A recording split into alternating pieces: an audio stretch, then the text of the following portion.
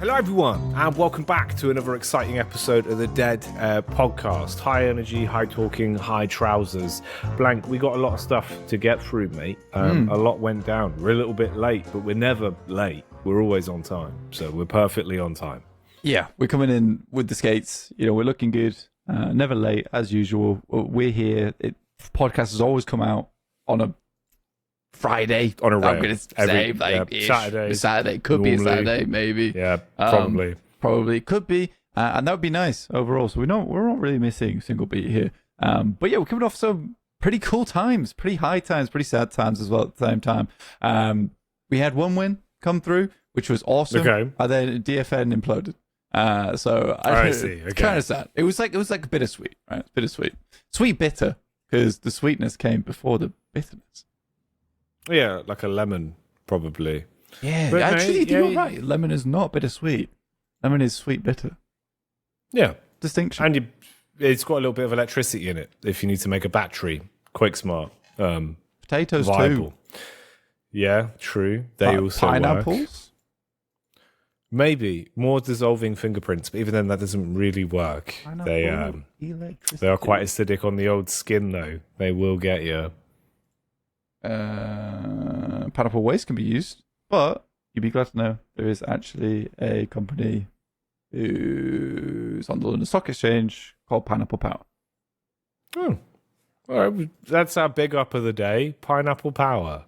Big up Pineapple Power. Yeah, that's fun. That's fun. But yeah, no, you're right, bro. It's been a busy week. There's been a lot going on. We had the big patch. Well, big patch, but not big patch, you know. It's still quite substantial. A lot changed. Meta was shaken up. Rescue Beam nerfed. Oh my god, yeah. We've talked about it so much on the show. We've not talked about it. No, yeah, it's not been on the podcast yet. Yeah. But we did. There was a whole back and forth. As I was saying, we got a lot of time to kind of get our thoughts succinct about this one. I think my opinion on the patch has changed a little bit the more I've had time to play with it. Some for the better, some for the worse.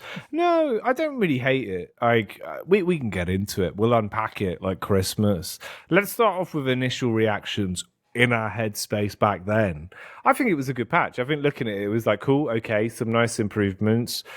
It was good timing with the tournament we were casting as well, of course, because obviously no more Rescue Beam. The meta was a bit more fresh. Yeah.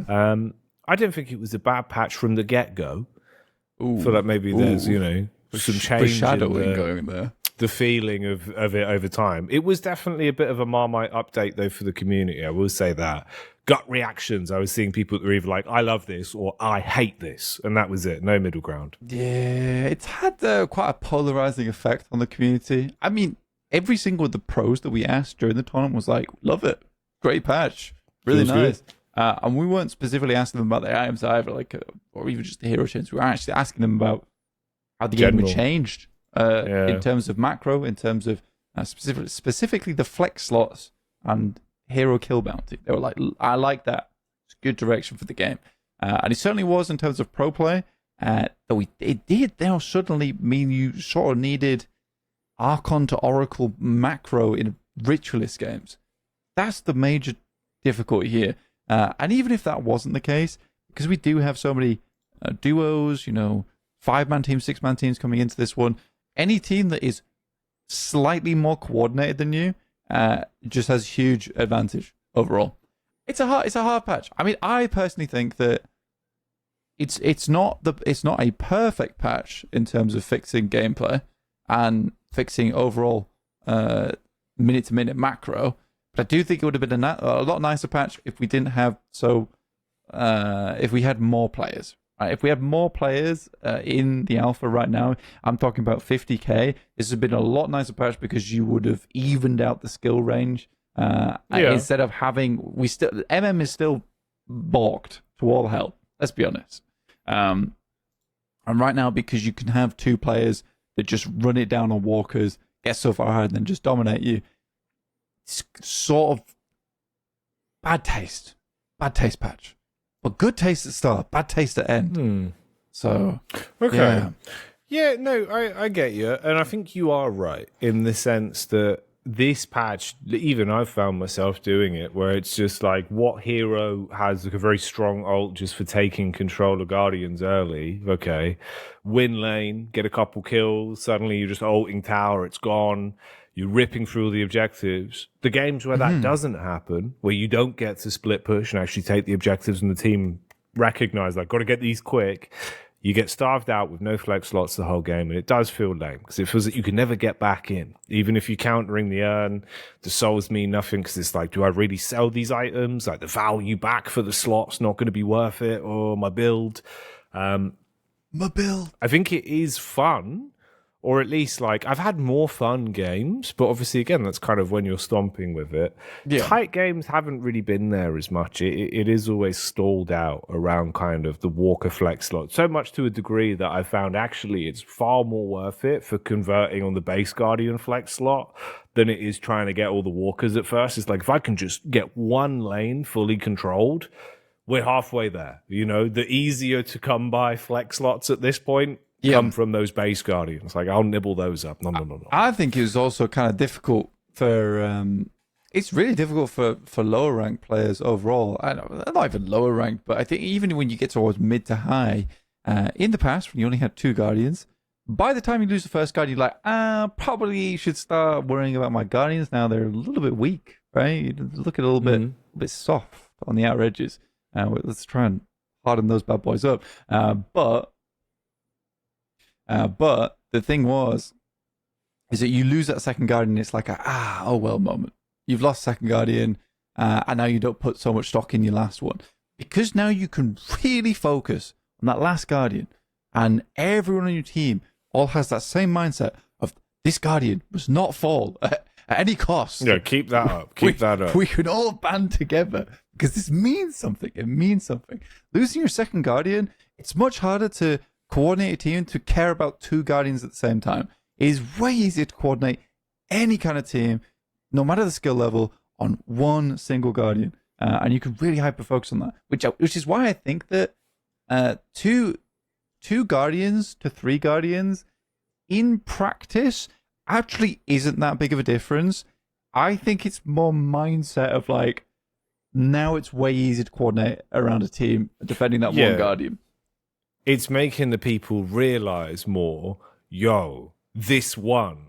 We have to defend this one, which is way more simple. Because it's obviously even what we were seeing like with professional games, right? Where your macro is down to a T and your rotates are perfect. It was just the nature of like, obviously, if we're ahead and we have 1 Walker left, kind of makes my life easier because all of us can just play around side objectives, farm, and defend that 1 Walker, buddy. Like, do nothing else. So you're never caught off. You were never in a position where, like, you'd be able to get picks and grind back in that way to start off a fight on your terms. It's just like, if we hold this, you're significantly weaker via flex slots, we can have that advantage for as long as possible. So hopefully you kind of, like, reach critical mass at some point and just end the game off it. But yeah, it's weird because I think it's good, like you say, in a way to actually teach people. Weirdly, I think people have understood more than ever, like, whoa, the objectives in this game are the sole purpose, you know? Where normally they've taken a back seat for months. It's been like, well, someone else will shoot it. Like, it's fine. Yeah. But, you know, I don't know. I don't necessarily think it's bad. It's just, I think you're right. It has brought out of the woodwork everyone realizing, oh, we can just combine our efforts. Absolutely. Now, I'm going to throw at you a wild idea. Massively wild, in fact. Some might even call me a crazy man for this idea. But I think that actually I've been thinking about this a lot past one win. I think no flex slot should be tied to Guardians at all. I don't think a single flex slot should be tied to Guardians. I think Guardians should just be the first line of defense for the Walker, and especially in the laning phase of controlling where other teams are able to roam from. You want to hang on to your Guardians as long as possible, just to stop other players from roaming. You want to take a Guardian as quick as possible so you can get to roaming.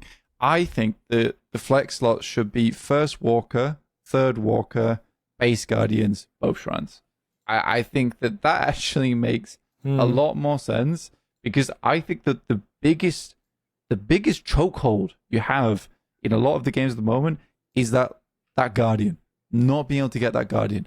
I think people do focus in on it because it's much harder for a team to push over towards that side Walker it'd be a lot easier if that Guardian didn't matter anymore, right? And you can have a much more succinct push and split that way.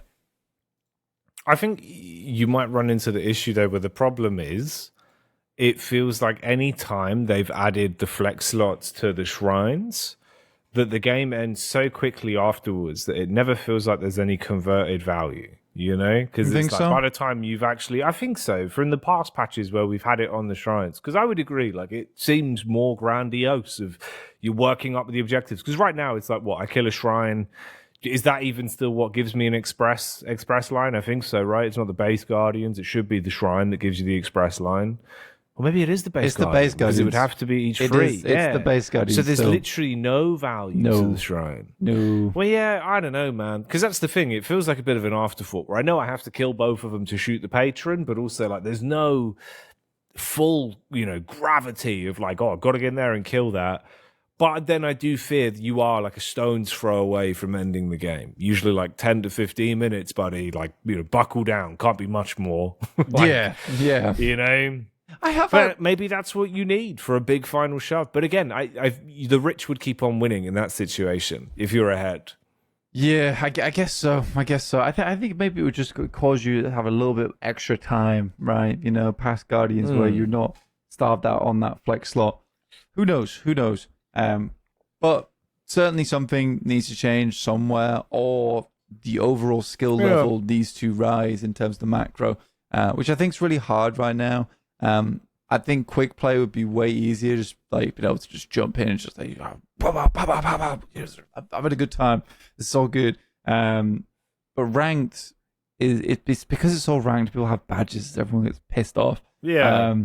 I think that's also an issue where ranked is totally open to duo queue, to 5 people queuing together, to 4 people queuing together. If you even have 4 people coordinating, it's GG if you don't have the same kind of capability on your side of the team. Well, you remember rightly, it used to just be solo queue, When it was ranked, that was it. We were just on your own, like you'd solo queue your games, and it was kind of spicy. So, I mean, if they're not going to bring that back, this has always been my opinion of it, where it's like, just get rid of the badges altogether then. Like, archive that, whatever. Oracle means nothing to some people. No, it's not real. None of it's real it's like the ranks are inflated. It's all in the wrong place. It's very sticky. It's hard to get out of certain things. Everyone and their son's got different smurfs. Like it's all up the wall. So in reality, it would be better just to remove that psychological barrier for newer players. Because I've seen it before on a lot of the comments for like some of the videos we've done where people be like, I really love the game. This patch looks interesting, but the game only has ranked, and I feel like I play one game and it all goes wrong, so I haven't played it again. Waiting for the game to come out, though, I just play bot games. I always see that, people just playing bot games, which, fair enough, like, it's cool you can play bot games in Deadlock, like that, and most games don't offer that stuff anymore, so, +1 to Valve, but hold on, Valve. That's not the way. Like, there should be a better way. You can't just be playing bot games. Yeah. Is it that psychologically it must be that big of a barrier though for some people where it's like I don't want to play this ranked mode. I know you can turn it off. You got the option to hide them, but again, because you can turn it on, people kind of hold stock over it, and they're going to be like, no, that's the extra competitive mode. Yeah, okay, that's another like, what is that setting? Why does that exist? Like, that's silly, Come that back, Jacky. Extra clickable. Your internet died. What's happened? It's me. I'm the issue. Go on. And just see you facing the wall. Nice. And we're back. Blank's internet died, but it's fine. Yeah, aliens are trying to abduct people in my area. There's no data here for some reason. Even my neighbours complaining. Mate. Yeah. Been sucking it all up, haven't you, with a big Hoover? I have, like Blinks the cat. But if you played that game. Yeah, I do. Yeah, I know Blinks the cat. I remember. You do. Nice. That was going to be my original casting name. Blinks the cat. Not Blinks the cat, but just Blinks. Blinks casts. Yeah. Which would have been actually kind of cool. To be fair. Not bad. Like, same name, really, but less A, more I. It had like a big Hoover, and it probably some of the more creative gameplay in the world. So, yeah, there you go. Yeah. Check like it a out. Luigi's Mansion type vibe. Someone at your door? No. Oh, it was like so banging. Some loud banging. There was. Is that in your head? Is that there? Maybe. When someone's trying to break in. Well, to my mind, there is a lot of secrets up here, to be fair. So trying to get you. Someone's trying to get in. But anyway, yeah, mate. Ranked bad. Ranked bad. Ranked good, if done well. Well, it's just again, man. It's the same story every time. I think it was too early. It shouldn't have happened. Everyone said we need it, and then they got it, and then it, Valve give us, Valve take us away, and it was gone. And what was left was, not quite as good as either. Yeah, it's quite an annoying patch as well for me. Okay, because there were so many cool things, like the new mid boss. Oh. Amazing. Yeah, so cool pretty. Looking, really, really nice. Like we've had all the upstairs, had that big art pass. Where was the downstairs? And there it is.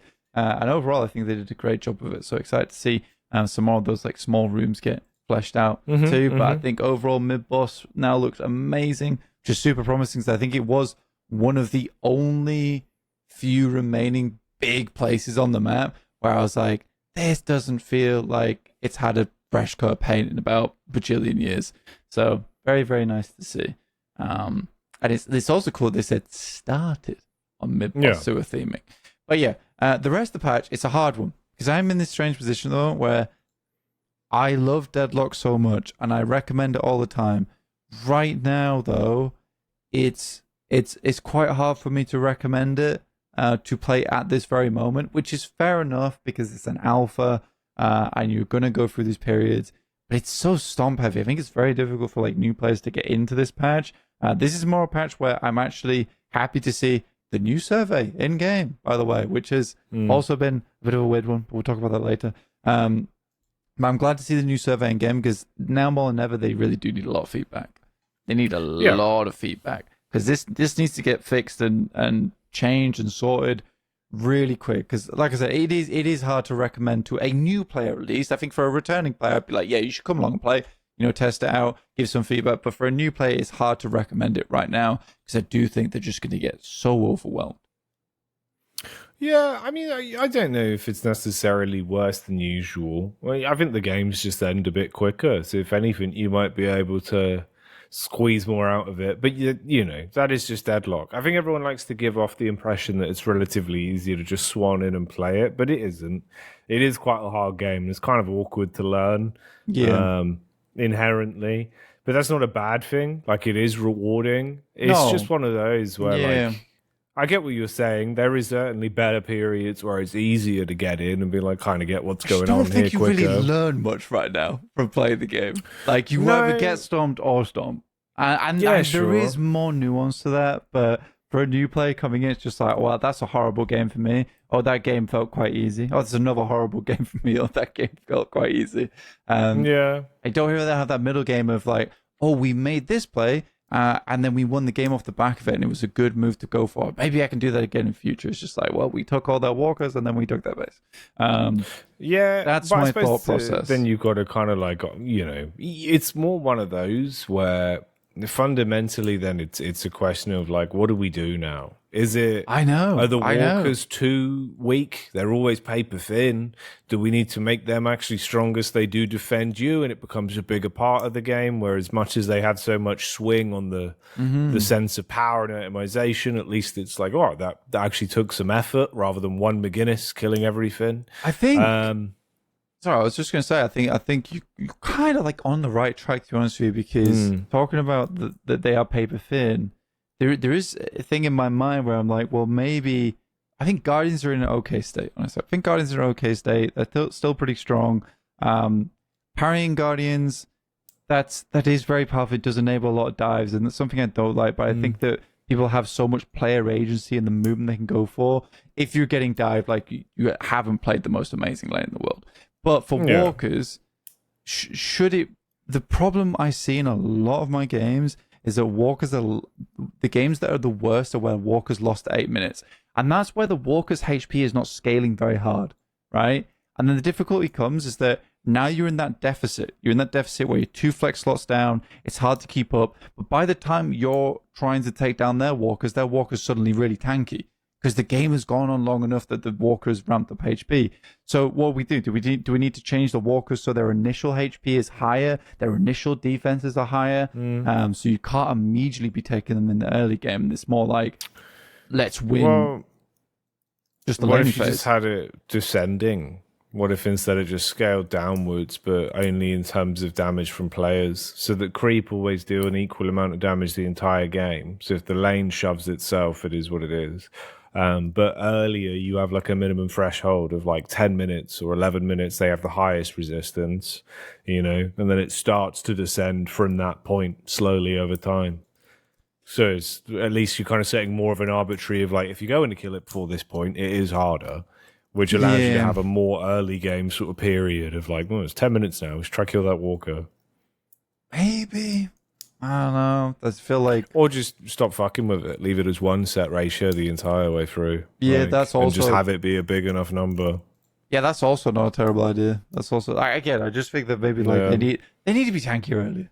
The bottom line, they need to have tanky early. Yeah. I think that is just like the way objectives are in Deadlock. They've always felt very squishy.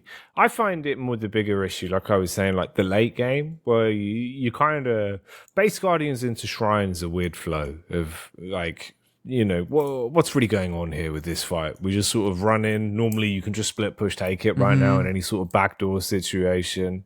But it doesn't feel like there's any real sort of, grandiose flow to it, like the psychological side of being rewarded for it. Dude, aren't Shrines just so silly right now? Like they're just there. They're just so before. Depending when you start playing, we used to have Shrines where they would be in their own little corner of a base. They would have some like areas to hide behind, and you would often have really cool Lash ults over there, Dynamo ults on the Shrines. Now they're kind of in their own little alcove and little cubby, and to me it feels like I'm getting poked by a cattle prod from the enemy team, while I'm in there just like getting 2 punches in at a time on the Shrine and then getting out because I'm being electrocuted, and that doesn't feel fun. I don't like that.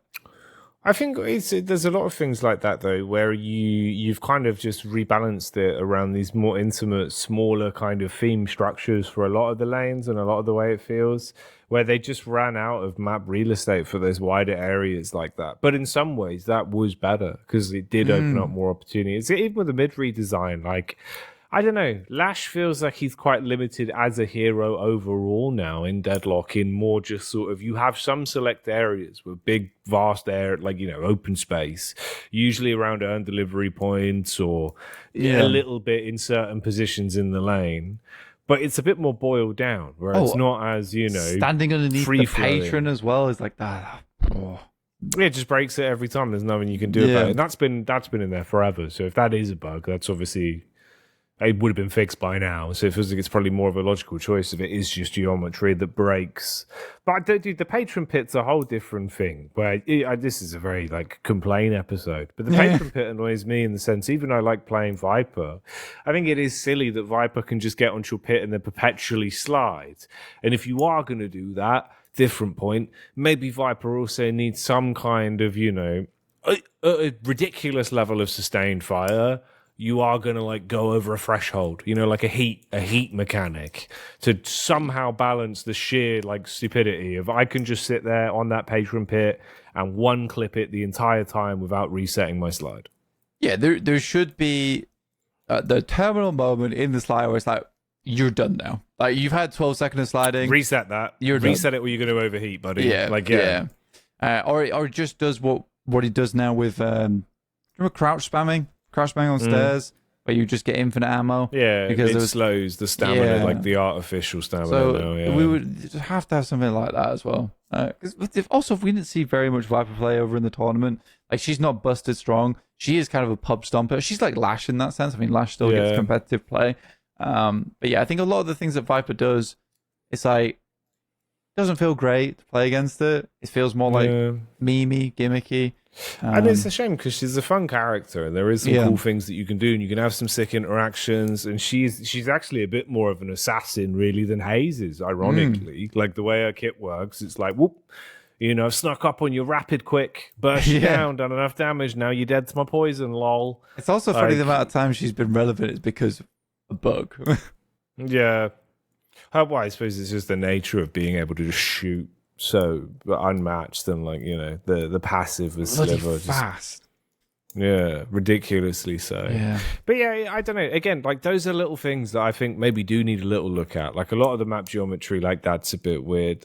I think, you know what I hate? This is a silly one. Oh my God, hate word's been brought up. You know what I hate? I hate those boxes that are on the ramps, the cover that has the little brown boxes. But they're not breakable boxes, but they look like the old model. But here's the problem, Blank. It makes it look like that ramp isn't a flat surface that you could just run up.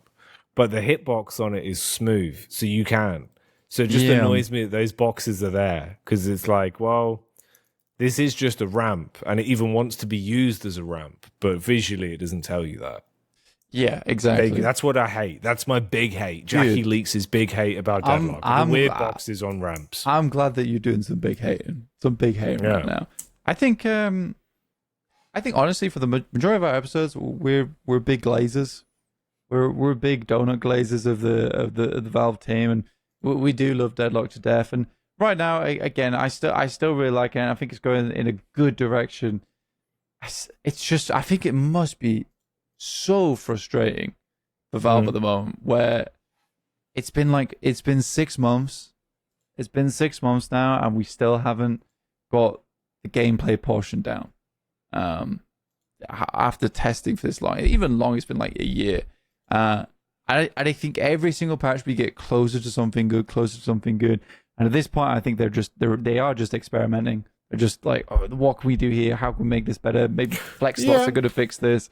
But it's a new genre. It's a new type of game. And they have had so many ideas so far. Like, I mean, it has been kind of wild that they're like, well, if this is going to work, we'll try this. We'll try this instead. But I do think that we are going to get to that point where the game will accelerate in terms of progress as soon as they have the core gameplay down. Because I do think that's what's sort of holding back a lot of the other things in the works. Like, even art passes are being held back by core gameplay mechanics. Like, it's the same reason we have the exact same Guardians and exact same Walkers as we've had for such a long time. In my mind, is because they haven't quite finished with what they want to do with them. So they can't invest in going for art pass. I think that they're almost now done with the map, which is why it's getting a lot of the art pass. A lot of the things you interact with, it's not done. Like mid-boss, that's still the same model we've had for a bajillion of years. Yeah, no, I think so. I think it's, by nature, it's one of those where it's harder to put kind of a finite idea of like, is this taking long? How's it going for them? So I think it's a bit of a different process with how they've developed this. It's not very Valve, it's all been kind of out in the open, but under the cover of night, which is interesting. It's always had a very unique development process, and I think it probably will, being looked back on in hindsight, as like a retrospective on Deadlock in years from now. I think it is one of those games where it has a weird timeline of how it came to be, how it was developed, or sort of everyone had a role in, the public forums and stuff. But yeah, I don't know. But to your point, though, I think it's more one of those where I don't think it's as bad, where even if it turns out all of this has been like a sick joke of Valve throwing in random tests from time to time, where they do have a pretty clean-cut idea of where they want to go with it. Maybe they're just trying to get more opinions and stoke some discussions. So you make it a bit harder. I know it's ironic where it's one of those of just going, but how much data can they really need? But that's how they've always done stuff. I think they somehow translate it into a good way of understanding what could be better. And maybe what you think you want isn't actually what you do want. You just don't know it yet. But who knows, Well, I mean, they are trying to get a lot more quantitative data overall with the new surveys in game. Bit broken, though, isn't it? Yeah, it's a bit broken. Seeing it's all the old items. It's throwing up all sorts of mad stuff. There's some items I don't even know existed that are being thrown in there as well, which I'm seeing been thrown around. I don't know how many are fake and how many are real at this point. Well, I think most of the ones, it's basically anything that had like an item ID for some reason is just being displayed. And then obviously you've got people that have been memeing with it and other people that also have modded clients. So, but a weird one to ship. I mean, nice idea. Only thing is, I'm going to be honest with you, on more of a realist take on that one. I think that's a cool addition for the game, and maybe you'll get some useful data. But the same people that play Deadlock now are also the same people that have probably been having those surveys pop up at the end of games and just clicking 1 star when they lose or nothing if they win and clicking skip for months on end. So I think now throwing what do you think of Lady Geist on a scale of 1 to 5 might not really give you the best info, because they're probably either going to have just lost to a Geist and say 1, or they're going to play Geist and say 5. That's it. Yeah, I do think that you are right in the sense that there's going to be some skew data in there. Yeah, there'll be some outliers. But it's going to be a case of like, for Magician, for instance, how many people do you think are whacking 1 on that? Like, probably quite a lot. Probably quite a lot. I think for them, getting that data for is going to be good, because I can guarantee you, for a character like, let's say, I'm trying to think of like the most Steven Universe balanced character in my mind. Probably, I think Lash right now. Lash is quite. Lash is quite well balanced. Yeah, Lash pretty balanced actually. Yeah, pretty balanced. Yeah, unbelievable Lash player, me. Really good on his gap here with his Death Slam. Yeah, like 5-man ultimate space. Oh my gosh. I think a lot of people are going to be pressing 3 for Lash personally. But you get a good bit of data where you look at all these other characters. Like it's like 3 to 4, and then Sinclair, bunch of 1s. 1. Yeah. Yeah. Okay. Yeah. 0 if we could. I get you. So at least they can pinpoint with a much some outliers, higher I guess. Data set. Yeah, they could be like, that. Right, that's a problem. We probably need to deal with that. Yeah, I can see that. I think so. I guess again, better to throw it in there now and it has some teething issues, and then they can try and squeeze what they want from it. And I'm sure they'll know best.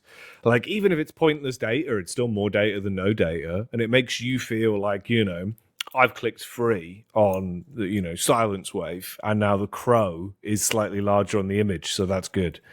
I get what I wanted. Silencing X, look at that crow. He seems happy. Yeah. Okay, well, maybe then we'll see. Quite a lot of like weird quality of life updates. Another one as well that could be interesting for long term, especially with the talk of like how Counter-Strike does things. Is that a pen? It's a pen, isn't it? Where? Have you got a pen? No. Where is this clicking coming from? Is it in my head? What's wrong with you? Tweaking? I don't think I am. Blank's had some long days. He's been working shows, but now he's getting mental. I feel like I am. It's gone now. Okay, but it's fine. As soon as I said something. Yeah. Maybe you've addressed it. It's like a demon. Some sort of spirit. It's the pen in the room with us right now. Right. Is the pen real? Bloody hell. It's really... Sorry. It's all right, mate. What were we talking about? What were we saying? I don't know. He's gone now. I was so focused on the... Oh, nightmare. Where were we? What were we saying? So we also casted the 1-win Deadlock tournament this week. New topic. Yeah, I've been searching for like some kind of insane thing. Yeah. I think it's fine. It might all be in my head. But yeah, we did cast 1-win. We casted 1-win. It was amazing. We were pretty damn good. I think. I was like, I think overall reception was nice, which was really cool. If you watched it and you were there in chat and you were like, those are my guys, thank you. We appreciate you, man. Girl. Warm reception, we don't discriminate. From all round. Or anyone, really, for that matter. Everyone was friendly. Was friendly. It was nice. It was a lot of fun, actually. Very good games, good format, enjoyable, bit of a different flavour of Deadlock. Nice to have a bit of a one-off, bigger kind of group affair like that as well. Yeah, with the round robin. Crazy. Yeah, it was interesting. Finals was really good. I suppose playoffs more so as a whole. Playoffs was interesting. Grand final itself was good amongst the games, but that was a bit of a stomp. Obviously, probably not really spoilers now. It was about a week ago. I'm sure anyone that wants to know will know. If you didn't know, Virtus Pro, they kind of dumpstered 1-win a little bit. Pretty clean. Pretty clean. The best of 5. Again, it was funny watching that back, talking about a lot of the macro we talked about earlier, where 1-win was playing how you would win in a pub game, where it's just you just destroyed all the objectives and you just try and pushed in. But Virtus Pro was kind of, I would, this is not BM towards 1-win either. I think 1-win team does have a great squad. They have amazing players. They just don't have the versatility that Virtus Pro do. And it was more of a pub play style. They were still playing at a pro level, but I do think that for Virtus Pro, they were just dialed in just that next step up, because it was a case of, you int my Walker, but now I take mid boss. There was a lot of like Magnus Carlsen chess moves coming through from Virtus Pro. The responses, the communication, the placement were all very key. I think that's the thing that, ironically, like, obviously you could look at it and be like, oh, you're kind of glazing this one team or whatever. But I think in the hierarchy of it right now, you do have an interesting kind of pyramid, more so in European Deadlock. Obviously, wider Deadlock, there is a bit more flux depending on the roster. But I think that trio right now of kind of like VP on top, where you've got the competitors on either side, and that fluctuates a little bit depending on the patch and how things go. But you can really see the difference of how they've been together for quite a substantial time now, with limited roster changes, right? Since that inception, you're looking at a good period. And it feels like they're an actual team. The way they play, the way they've committed to it, the comms always look good, the macro always looks good. Very wide hero pools as well. I think that's the other impressive thing at this point. You're kind of struggling to ban them out onto the back foot in the veto. Yeah. Where other teams don't have as much of a blessing with that. Yeah, and I think that right now that the issue a lot of teams have is that they have the one Kelvin, and that's it. Right? You have a Kelvin, you play the Kelvin, but you got the no more Kelvins. We need more Kelvins in the game.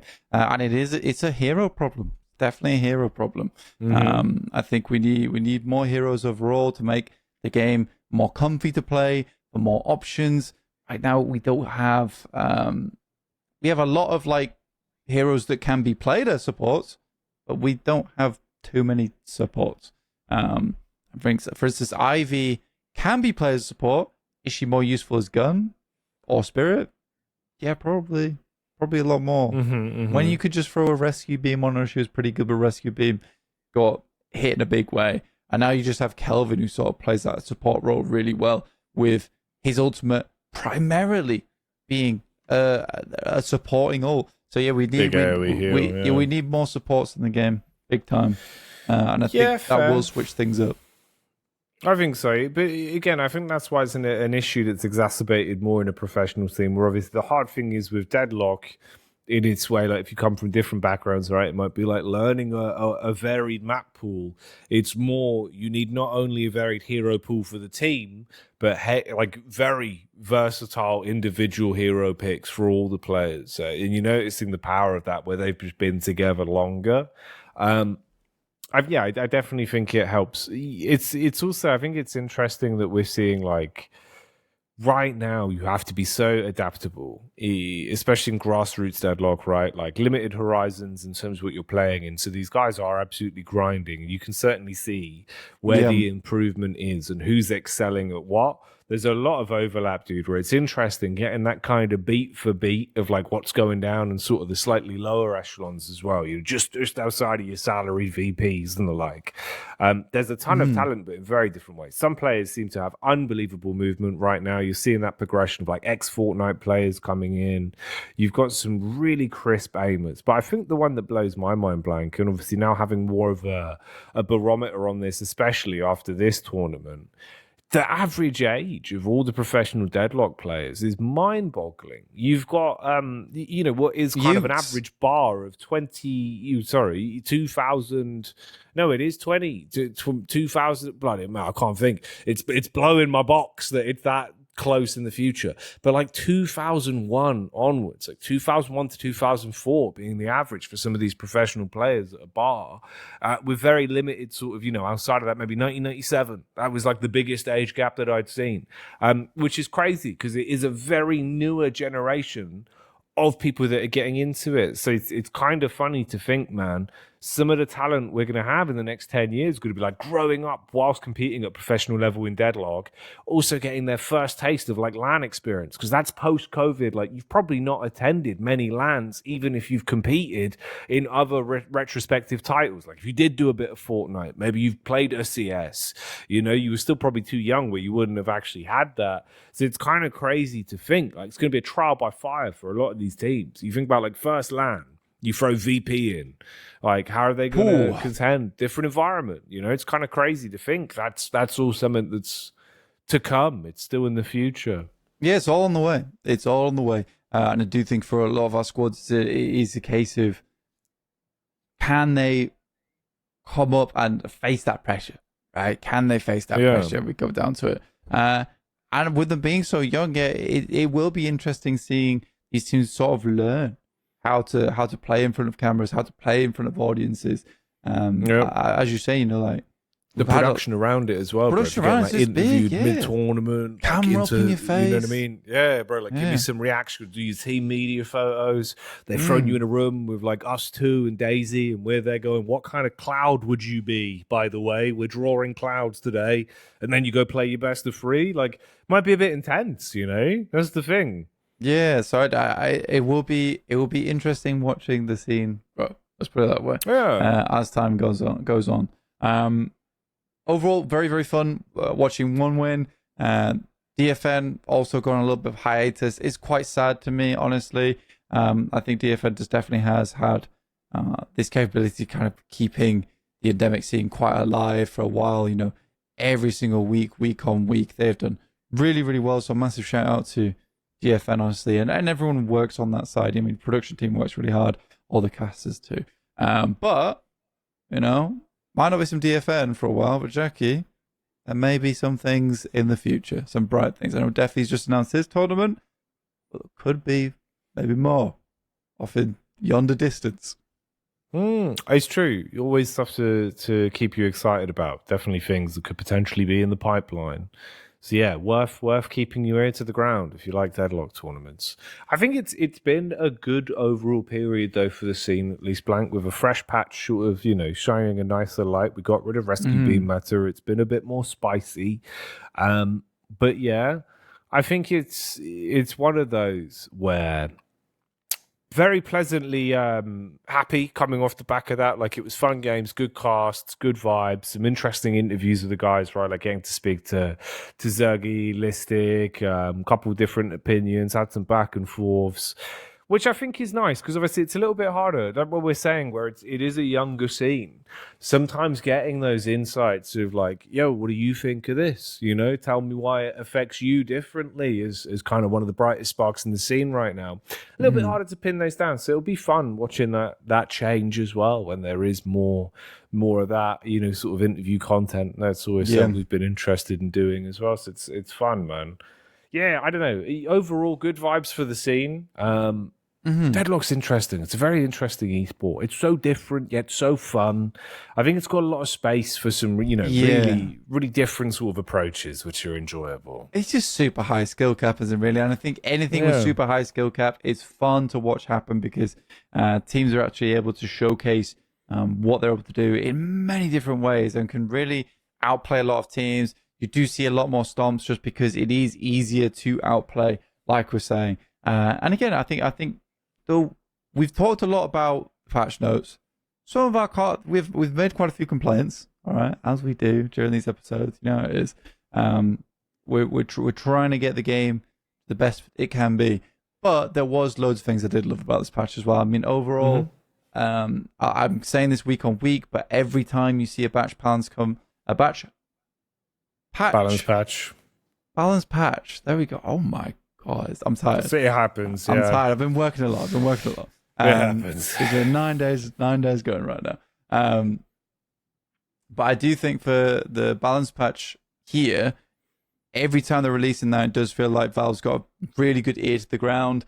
They're hearing the earthquakes. They're hearing the little barometer go up and down here, and they're like, "Okay, that's a problem right there. That's maybe an 8 on the balance problem." They know sheet. when it's going to start raining men. They're exactly. aware. So every time that they're dropping these, it's stuff like, yes, that needed targeting. Maybe it didn't get tuned down enough, but we know that Valve Night likes to be quite gracious with these things and tune down it a little bit. And it's like, if it's still a problem, they'll be like, okay, we're going to give you a bit more the Shiv treatment from last year and just absolutely annihilate you. So yeah, that's fine. But a lot of the other stuff was all really good. I like the way that they gave a little bit more soul bounty going through from the troopers. Hero kill bounty went up, which I think is always a pleasant thing.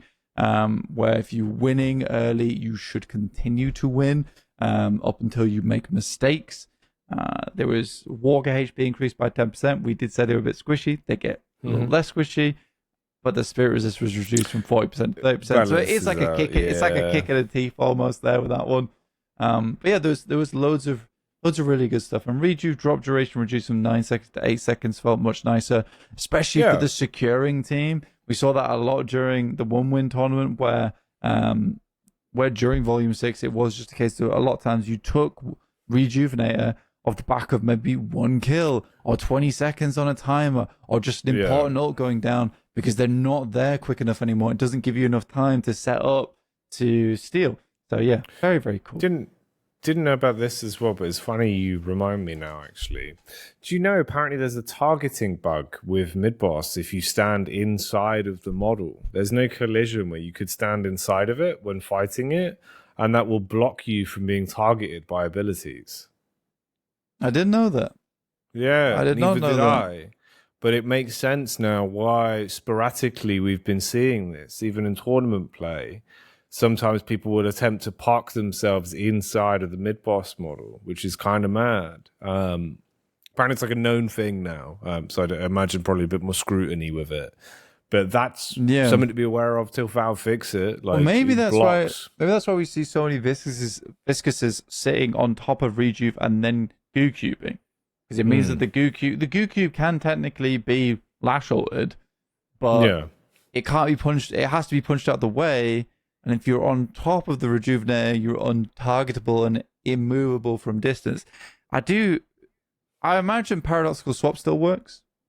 Not wrong in saying that. We'd have to test it. We'd have to do some testing. I don't know. Yeah, as far as I know, it blocks you basically from your targeting.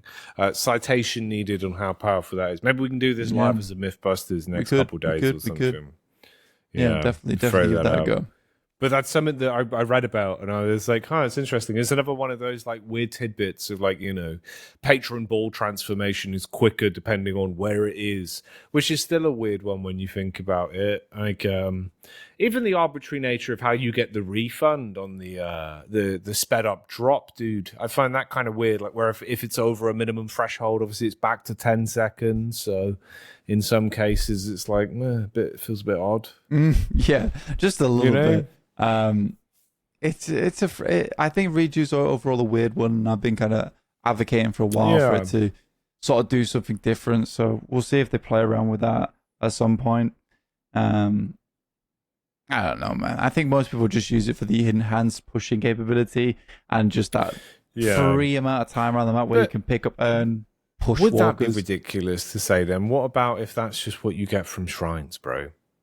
Like Dota inhibitors, you kill the shrine and then you get the powered up creep for that lane. Pushes out York, pushes out Greenwich. Blue lane can be blue lane because you don't want that being pushed anyway because of like mid boss fights. It'd be a bit unfair, and there's no third shrine. 3 shrines. You'd need. That's what I said, but no, you don't need a third shrine. You can't super creep mid lane because mid lane's got rejuve, so you want it to be a bit more give and take.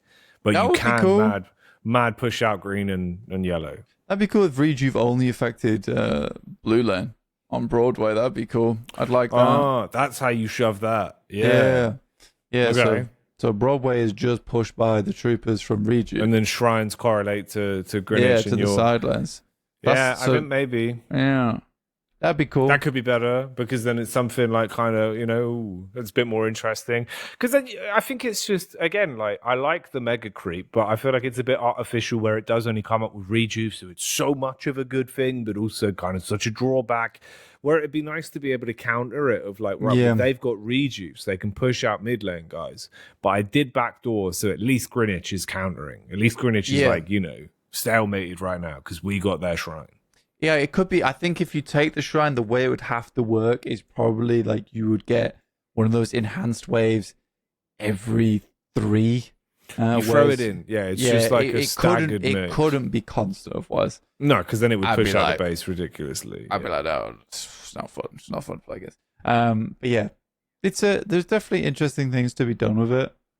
Okay, we're coming back to that same conversation earlier. It's just the core gameplay hasn't been sorted out yet. They're still yet to even think about doing secondary objectives, which I think when we have this discussion, we have to talk about previous MOBAs as well, because it is important to talk about previous MOBAs. Obviously, this is third person, slightly different, you know. Yeah. Smite did something similar, but not quite. I think that when you look at previous games, they all have side objectives. And side objectives have been figured out. They have been solved. They work in those games for a reason. You can copy the homework a little bit. I think that's okay. Yeah. I mean, look, I think it's one of those where we've been a big advocate for it on the podcast, on streams, tournaments, whatever we've popped up talking about Deadlock. I think for a while now we've been saying, like, yeah, it would only be beneficial to have more of that.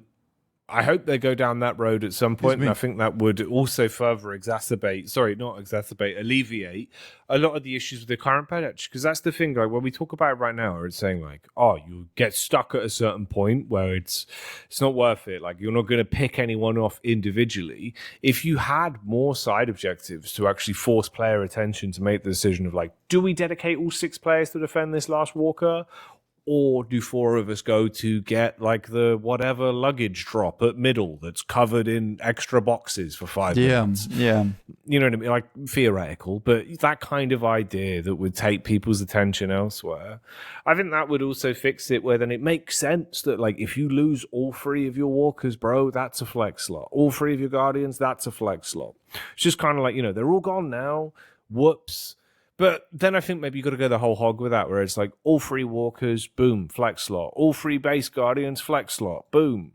Shrines, they give you like that one-off creep wave every 4 minutes, like fun little, you know, whoop, got a shrine. Yeah, you know, everything's got to have like some kind of come up, something that comes back. Yeah, comes back around, gives you another like thing. Right now, it's like doesn't feel. I don't want to say random. It just feels a little bit weird. Like it's just like. Does that feel correct there? Does it not? Yeah. I think Valve's working it out. They're working I think it's more, dude. The thing that feels weird is that it's almost like there's no kind of huge payoff. Even when you get a Guardian or you get a Walker now on an isolated level, it feels like it just kind of happens. And then like they'll shove back and they'll get yours. But you're not like, damn, man, I defended that Walker. That was sick. We get that lane pushed out. That was sick. Like the connection of the gameplay to how it feels is a lot less like that was an impressive lane. We won those team fights. We've got a sick gank off to get this lane. Instead, it is just sort of like they've disappeared for a minute. So I've shoved just enough. I'm going to use my ult. Got it. You know, and then they do it back to you, and that's it. It feels a bit arbitrary. I think the issue with walkers right now, the issue. It's not singular, by the way. Just make that clear. I think one of the big issues, especially what you're talking about, is the fact that there's so many angles in Deadlock where you can shoot the walker with absolutely no consequence. Yeah, backdoor it. I think all of those need to go. I think if you take down a walker, you're facing this bad boy head on, right? And it gives the chance to the defending team not to have to worry about the annoying bloody Infernos who keeps poking his head around the corner, and instead fully focus on the team fight that's ahead of them. Because I think that's what they are trying to encourage right now by placing a big emphasis on that final Guardian, by placing a big emphasis on that final Walker, is those big explosive fights where it's like, right now we have to defend this Walker. This is going to keep us in the game. It's going to stop them from getting ahead. So we have to defend against it.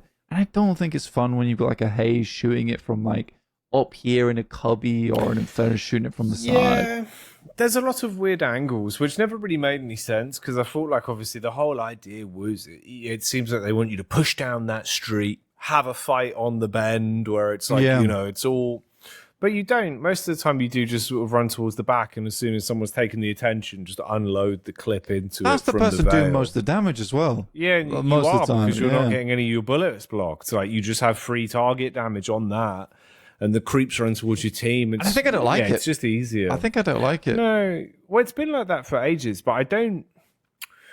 Well, I mean, it wasn't that way before with most of the inner lanes, especially on like 4-lane deadlock. If you think back, there was opportunities to peek from the side paths, but you were a lot closer to that stomp radius. It's like if you think about like old inner lane Greenwich, when you'd come up, right, you'd have kind of the underground area from mid-boss side. So you'd be able to go up that low ramp. Then you had two peaked areas towards it. But for the most part, you'd always just fight in a straight line up the ramp and fight under the bridge. Whereas with this, you want someone, in fact, to kind of backdoor it a bit because it is naturally curved that way where it feels easier. Specifically on that inner walker, it feels very easy to get that off as like this is the intended pathway.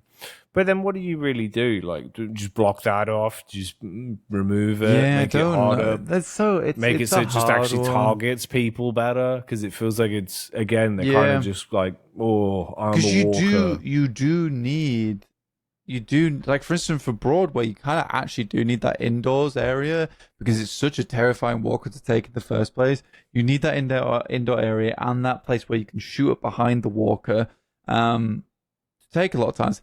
I actually think a lot of the backdooring potential over towards Broadway is designed quite well, where if you are taking shots from inside that room, you have pushed quite deep into their territory. A lot of times when people go in there, they die.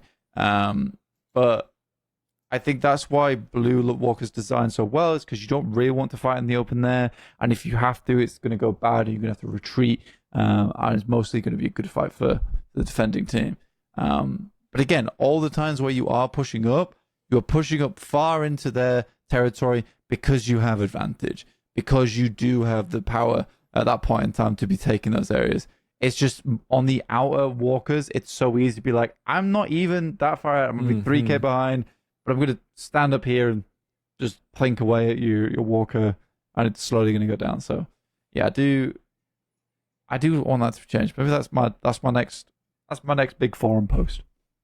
Yeah, I can see that. Yeah, I don't know, dude. I think that it's interesting. Like they're in a bit of an odd space with kind of this sort of stuff, like objectives of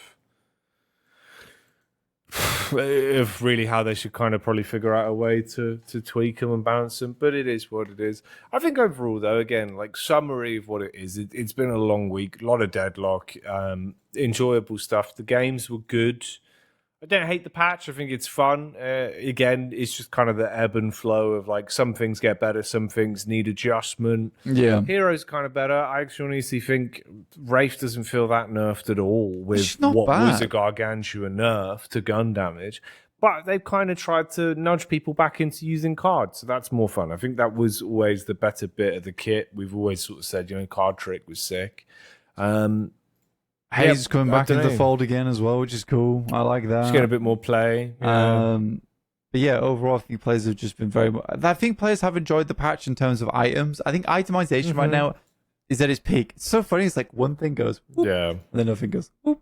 So, but that's just the nature of game design at this point in time. And it'll take them a little bit of a while before everything kind of evens out towards this top side, which I'm excited for. I'm excited for that to happen, I hope it does. It does come through soon. I mean, I was thinking a lot today about like the journey for Deadlock and what's going to be happening with it. I do think that we are just like at a slight road bump where there's not having a crisis. I don't want to say the Valve's having a crisis about gameplay, but we are getting to the point where they're just throwing more things at it because they're like, this needs to be fixed soon.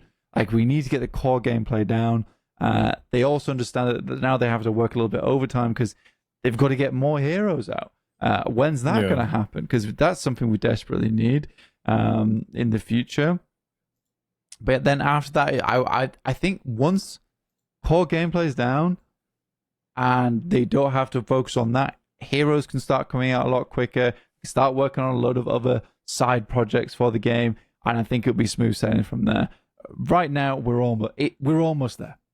We can see the port in the distance. I don't think that means that the game. By the way, just as a caveat, I don't think that by any means the game is going to come out in the next 3 months. That is crazy business. But with the port, we can see in the distance. But that means like 6 to 8 months. Not release, potentially open beta, potentially. Yeah, well, I think that's more logical. That's always kind of the pipeline anyway. Like Dota 2 was in open beta for years. It came out like 2012 and you get invites and it went on that way. I think it's fine. That's the difference of like with a game like this, it's not got a price tag release on Steam for 1 week where it's got to sell. It's got long-term brand appeal, so it doesn't matter. I think more, always from the start, it's just been a matter of them wanting to get it in its release 1.0 state. That's when it will be on like a Steam banner and pop off. Yeah. I think it's very easy for people to get a bit confused with Deadlock, because obviously it shouldn't exist in modern year, but it does. And it throws people off and they think it's out and they think it's finished and they get upset. But it's not. Like, it is very much a very in development heavy game. Yeah. I think, what's weird is actually that'll be the more interesting thing, is where it's been out for like a year now in the public domain to talk about it. And you think about like 2 years coming up to its second anniversary, all the assets are changed. People are going to fall in love with things they've had access to for a year. You might log in one day and it's gone. Might be replaced with a completely new model, new identity, new theme. And that's going to happen. I think some people are going to get upset with that. But you've got to, kind of compartmentalize and understand. We've been playing an early whiteboard draft of what this game's going to be. There's still so much we don't know. We're just going to get slapped with one day. And it will be like, that's what it is. That's crazy. What it was always meant to be, Yeah. I think there is that case where so much can change and so quickly. It was sort of interesting as well, because I don't know if anyone's keeping up with news of other games, etc. Or you're just a complete Deadlock fan. But a game called Chrono Odyssey, which is a Korean MMO, which never sounds great to say, because a lot of them have had the same issues in the past. Mm-hmm. Multiple times, but that came out recently as a closed beta, which I got a test invite for. I played it. I enjoyed my stay. A lot of things needed fixing, but it was funny to me because I was like, this is kind of exactly what Valve's doing right now. It was not a traditional closed beta at all, in the sense of as a marketing tool. It was literally so rough around the edges, so rough. Yeah. As a baseline, I was like, there is potential here. And by potential, I mean, if they spent quite a bit of time on it, it could be great. But that time needs to go through. So it was kind of cool seeing another company like taking the same approach of, this closed beta is not a marketing tool, because they actually got a lot of bad press after it came out. But it was more a case of, what needs changing? Can our servers handle this?